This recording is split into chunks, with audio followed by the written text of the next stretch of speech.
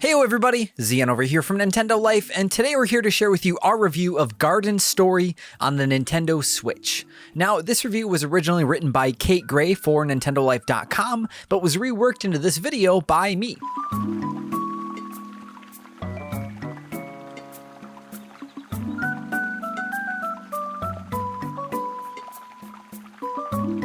Games are often about escapism, and Garden Story offers yet another way to lose yourself in the virtual world by playing as a hero protagonist that is a grape, burdened with great purpose.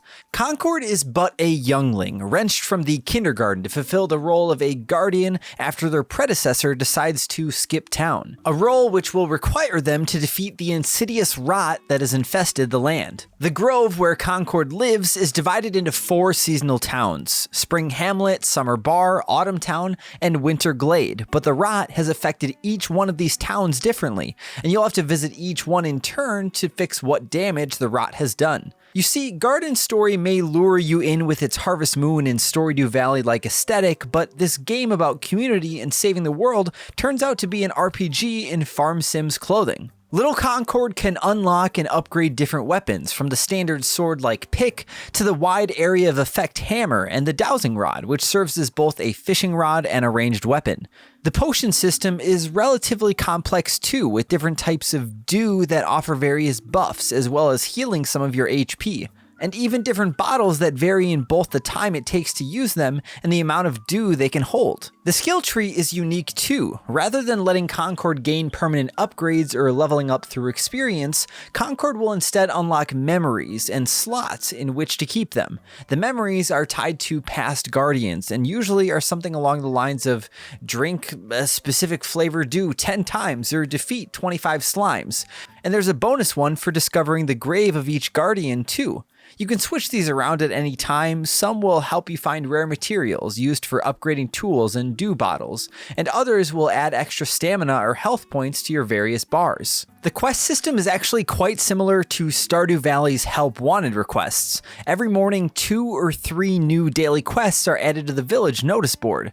These are pulled from a list of many and divided into 3 categories: defeating monsters, fixing things, and gathering resources. Each one of these has its own experience bar. Completing the requests will earn you XP in each one, and leveling them up will unlock new monsters and new tools in the village. They can get a little repetitive, but by that point you'll probably be leveled up enough not to even bother with them anyways. At the end of each village's quest, you'll have to complete a dungeon crawl and fight the boss at the end. Each dungeon is differently themed. One town's dungeon is a sewer with a Rotberg problem. Another is a bookworm chewing through a library.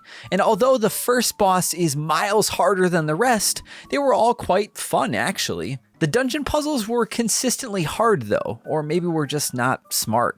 Graham Nesbitt's soundtrack, which poodles along in the background as you explore, is earwormingly sunny, jammy, and pleasant, slotting right in alongside Stardew as something we'd listen to in the bath or the shower.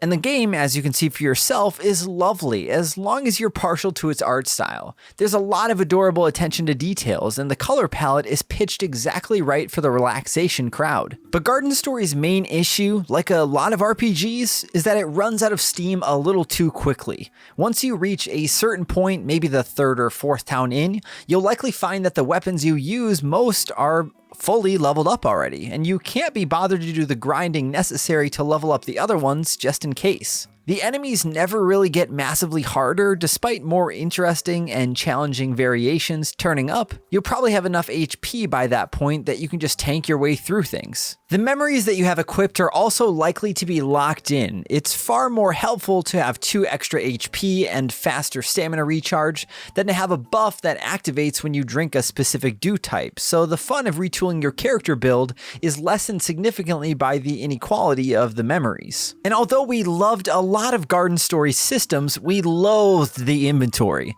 Of all the things you can level up, why not Concord's pockets? Instead, players are limited to 25 slots in a game with a lot of resource grinding, and items, they don't stack. However, they stack in the village inventory, a box that can be found all over the map, where Concord can stash their extras.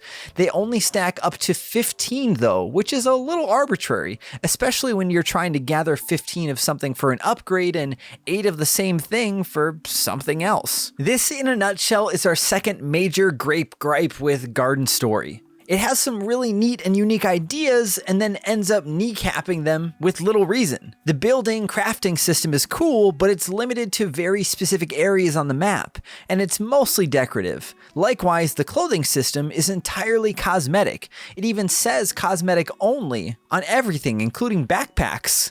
Why? Plus, there are items that you get which just end up having almost no use as far as we can tell, which feels like a missed opportunity. The quest system, which forms most of the daily activities, has to be accessed from the message board, and it's hard to remember from time to time where they are since the map won't actually tell you. A problem that rears its head later on with fast travel and other points of interest as well. And the day-night cycle, which seems like an incentive to get things done and then leave before the scary night monsters turn up, ends up being a little toothless when you find out that the night actually never really ends, and therefore there's no Harvest Moon-like rush to get home before you pass out. But, and this is a major but, all of this griping only really sets in once you've been playing the game as we have, for hours at a time, every night. We were totally addicted, to be honest. Sure, it's frustrating to be stuck because of material gathering, but there's so much else to do once things open up. Gardening, fishing, fighting, talking to the villagers. Garden Story may be a little shallow, but it makes up for it in breadth. But sadly, we didn't get to fully finish the game. We got all the way to the last boss fight before a fatal error crashed us back to the Switch dashboard. We're pretty certain that the upcoming patch will fix that. However, the fact that we made it that far and enjoyed roughly 85% of what the game had to offer is still worth a lot. Like a comfy old jumper that has a couple holes. We can't help loving Garden Story despite the odd blemish. As one of the surprise drops of the Nintendo Indie World Showcase, we couldn't wait to get our hands on Garden Story, one of the most hyped, wholesome games of the past few months. What we were expecting was perhaps not what we received, and it certainly has its flaws, but nevertheless, we couldn't help being won over by Garden Story's charm as well as its systems. We here at Nintendo Life give Garden Story on the Nintendo Switch a 7 out of 10. If you'd like to learn more about Garden Story, you can head over to nintendolife.com to find more news and information. And as always, if you enjoyed this video and you want to see more content like this, then why don't you go ahead and protect that subscribe button from the rot by giving it a good old click, and then ring that notification bell to be notified whenever we put up a new video. Thank you all so much for watching. I'm Zion from Nintendo Life. Stay safe out there, and we will see you next time.